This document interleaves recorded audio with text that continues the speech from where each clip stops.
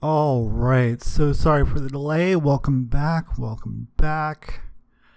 We're just going to wrap up the story and all the loose ends, just any loose ends that are left. And our author has some questions that have been posed to him. So let's just get started, huh? That's it? The ending was a bit sudden, but very entertaining nonetheless. Sorry for the sudden ending. I felt very rushed, so I just told it like it was, how I could remember it. The whole reentry was like a nightmare to me. It's not very well lit, so I can't describe a lot of stuff in detail, just how X felt when I whacked it, some of the stuff I ended up hurling, I remembered, and so forth. The real remarkable contrast was that my apartment is about as clean as an apartment can get. It was a real yin-yang thing we had going on in that cottage. Did he actually play the saxophone?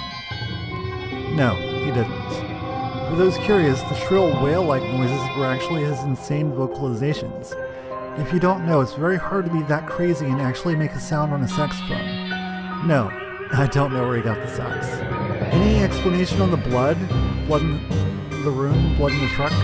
There are two versions, the official version and how I think it happened. The official version was he had a psychotic breakdown and cut himself, and that's why the blood was in the truck.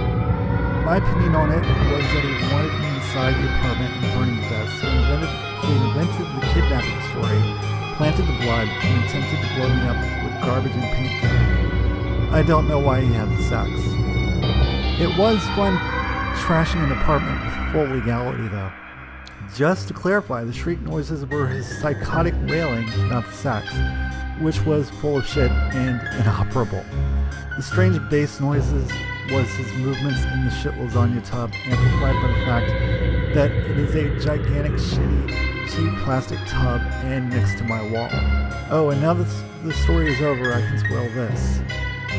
There were never tarantulas actually running around in the apartment. They were all in their cages and quite dead by the time the showdown occurred.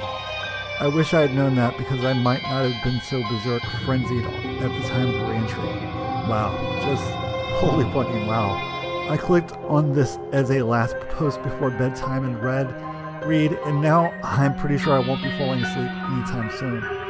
Also, I have extreme sympathy for the smells. My overgrown oaf of a French housemate has a baseline personal odor of stale cigarette smoke, overripe camembert, and raunchy body odor, with the special bonus of having no sense of smell left from a lifetime of heavy smoking. Forever spraying air freshener has got nothing on the smells we were putting up with. God, it puts it all into perspective. It was so bad when I went to the bathroom that it went like this. I opened the door and got physically hit in the face with the smell. My eyes ceased to function, blinded by the odor. I protected my face with one hand and swung my wrench madly with the other before getting into a crouch and being able to finally see. Also, for the previous poster, yes, I have nightmares about this experience, but strangely enough, I have more nightmares about spiders in my bed than storming the evil castle of Count One feces. Edit. Also, I was pretty panicked, which is why I threw the first jug of urine without opening it. Many cities have publicly available police logs. You should dig these up. I'd love to see how these calls were logged. I actually have the blotter somewhere. I saved it.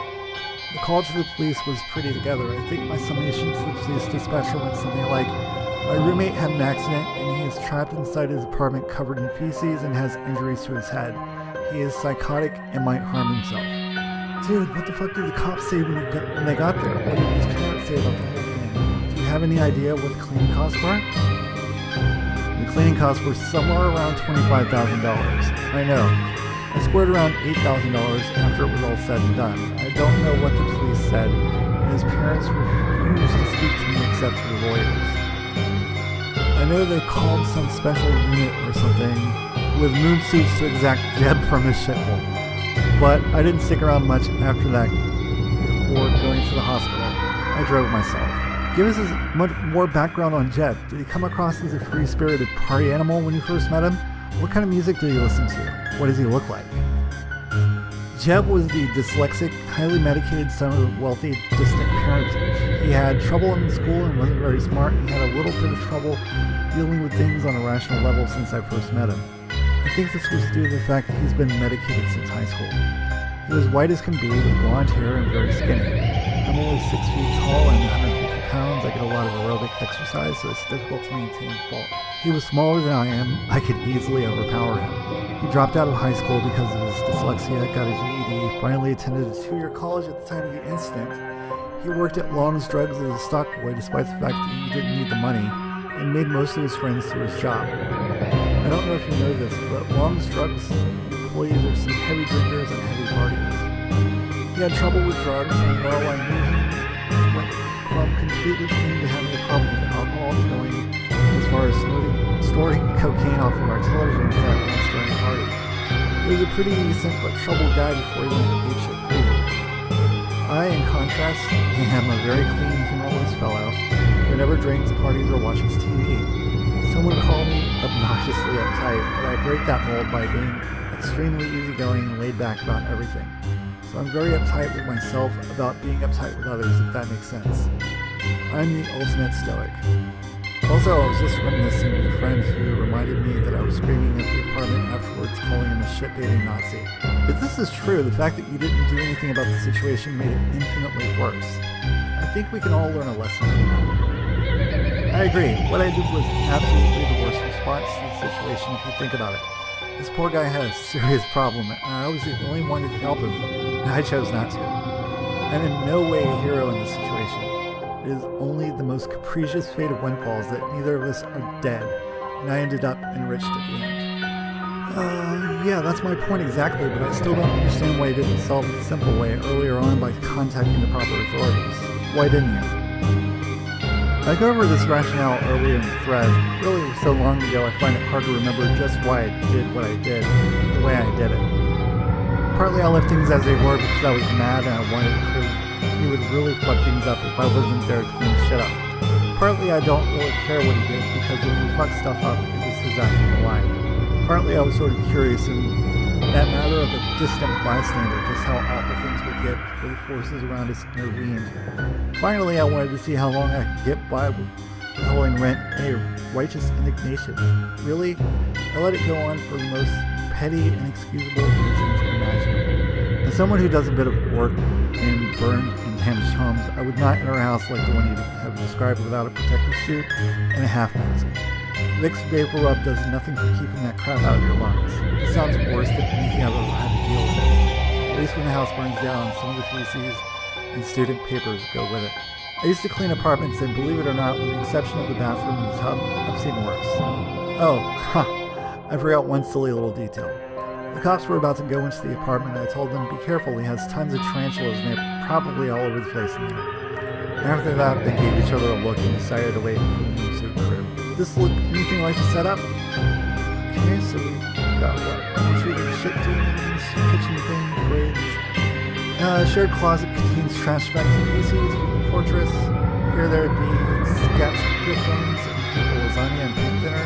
Fortress is surrounded and duct tape, and if you blocking mechanisms of MacGyver, bathroom of light. Clothes but no cigar. Let me see if I can MS paint it with my shitty skills. This is somewhat close, but the proportions are all off. The green area is the common area / kitchen, and part of the kitchen is the closet. I'm really shitty with graphical representation. The blue area is the Fortress of Good, and the bathroom is the Fortress of Good, and the red area is his room, and his bathroom is Elements of Evil.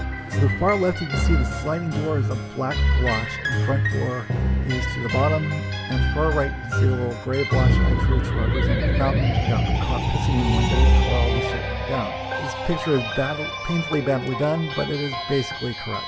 I came for the first post and stayed for the ending. Brilliant, and I didn't see... When did all this take place? It seems like it's been a year or so, but I can't tell. This all went down 3 to 4 years ago, which is why I'm a little hazy on details and dashing in and adding additional details. The story was just amazing. Thank you for sharing it. I wouldn't have been able to put up with that shit for more than a week. How exactly did you meet this guy again? I can't remember for sure, but I think a friend from some general ed psychology class from my first year of college lived with him and gave me his name when I was looking for a new place to stay. Jed's family rented him this cottage unit, and he basically sublet a portion of it to a number of people at a time. I was his last tenant. Also, being uptight with yourself but laid back for other people sounds to me like you let yourself be a doormat. Don't do that. It's hard to convey the strong stoic attitude without sounding like either an asshole or a doormat. But to try again, to put it simply, a doormat tries to overextend his control and folds at the drop of a hat. An asshole rigidly defines his influence, extending it over other people. It doesn't fold even when it's futile to exist. I choose my battles very carefully, and where I do assert myself, there is no amount of insanity that will cause me to budge. For all the awfulness, Jed didn't really intrude upon me. I had a few months of very nice, intrusion-free existence where I had all that I wanted in a little exclusive area of the house for very low rent. Where Jed tried to fuck with my shit, I set things up so I couldn't. Where I couldn't do that, I just removed myself from the equation. Choose your battles. I wouldn't stick around in the common area and bitch and whine like a pussy, or pick fights like an ass. I would just remove myself from the conflict and continue to live a good life in the fortress of awesomeness.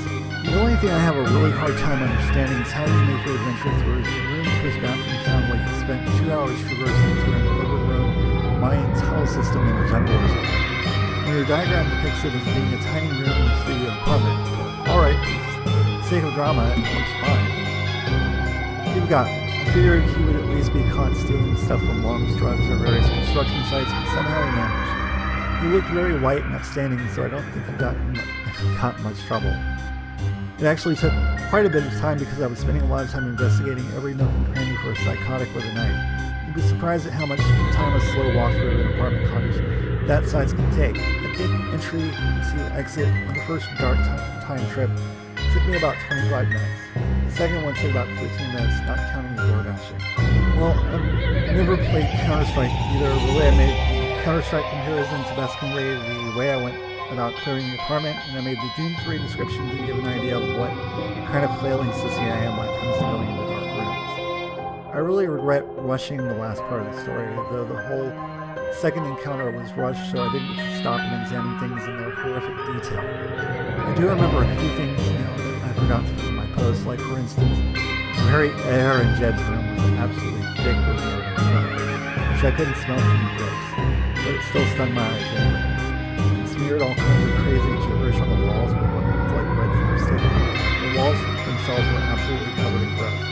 Barricades in the hallways must have been there for a while because they essentially kept a lot of moisture in the area of Jed's back section. Everything in that apartment had to be destroyed because everything was growing stuff on it. The couches, the Pluto doll, everything had these patches of disgusting mold growing on them. I remember seeing the Pluto doll afterwards in the sunlight. Pluto is a cartoon character which is bright canary yellow. Well, after Pluto's tenure in Jed's apartment, there were massive patches of discoloration. It looked like zombie Pluto. Also, I forgot to mention this as well, but I was running like a sissy through Jed's room. I knocked into his mattress and she had leaned against the side door a few weeks prior. My mattress was completely soaked and very heavy. And the instant it hit me, I thought I had fallen into an insidious trap or something. So I further injured myself by trying to struggle out from underneath it. Jed was making these freaky noises the moment I burst into his room, but the echo chamber effect of the bathroom and ventilation system and the strange nature of the noises made it difficult to determine where the hell they were coming from. Also, there were tons of boxes of Hostess cupcakes and other similar products. Carpets in his room were really rank. Previous water leaks had made them dank with mold, and I can only imagine the high fecal content of the irrigator. It was difficult to breathe, very nearly impossible to see, which really added to my panic. It was almost like I had been buried alive. Swellings in the wall, though, I didn't really get to see them in much detail because I was far more concerned with other things at that time, were just creepy. Also, Jed's tub struggling made the walls vibrate a bit. For a second or two, I thought he had tunneled under the apartment, and I'd have to go into some kind of underground basement. Do you still have his stuff? Yes, I do. I have some kind of audio system which puts out way too much bass for my enjoyment, including subwoofer speakers and an amp, an HP Pavilion computer, a Sony Walkman, an alarm clock / CD player combo, an electric toothbrush, assorted bottles of liquor, an assortment of VHS tapes, assorted pornographic magazines, and a large back massage device. I also took his beer hat. Why do you think his girlfriend broke up with him? He sounds rad. I understand that he had some emotional problems, which he kept under control with various substances. He would want to drink some beer to wind down and forget his problems, but beer would make him angry and dramatic, so then he'd smoke some dope to cool off. Then he'd be too groggy, so he'd do some dope cola or cocaine seriously. He did things to alienate his friends, punch people at parties, kick people out if they beat him in a video game, and other Turkish stuff. I think this is what caused it. Any thoughts about selling Jet stuff on eBay? I think it would make a nice conversation piece. Hey, what's that? Well, that's a crazy Jet the Pooh Bather's large black massage device. I'm waiting for a few years for the statute of limitations to run out before I do anything. By that time, the items will probably be worthless. I am not going to artificially inflate their value by selling them to people who are enamored with their history because I don't think that's right. Edit. And anyone willing to pay a higher price for an HP pavilion because it was owned by a shit-bathing Nazi should probably get some help before they end up like Jet. I don't remember him being a Nazi. That's weird. Okay. Just trying to get an idea of the so-called feces lasagna. Anything like this? That's actually pretty close. The fecal lasagna was more solid though. The top layer was just moist newspapers. Feces didn't become apparent except at the edges when the thing was clotted. Feces had the consistency of Bill Cosby's pudding with a little more thickness. I think if you got a gigantic knife and sliced the feces out in two, the lasagna would have enough consistency to remain upright for at least a few minutes before leaking over. Edit. Make that stuff on the walls of blood and feces, and add some same scrollings around the tub, remove the window, make the tub a shitty plastic neatly attached to the wall with a shower head above it, and you have a dead ringer for the bathroom. Alright guys, that is going to wrap up all the pieces left to finish this story up. I'm going to try to hit you again tomorrow with a brand new series. No promises though. If you like this content, if you like my face, if you like my presentation, if you like what I do, please do not hesitate to hit up one of my links in the description below. I have t-shirts for sale. I have a Patreon. I have a PayPal for one-time donations. And I hope that you guys have a wonderful week. All right. I love you. Bye-bye.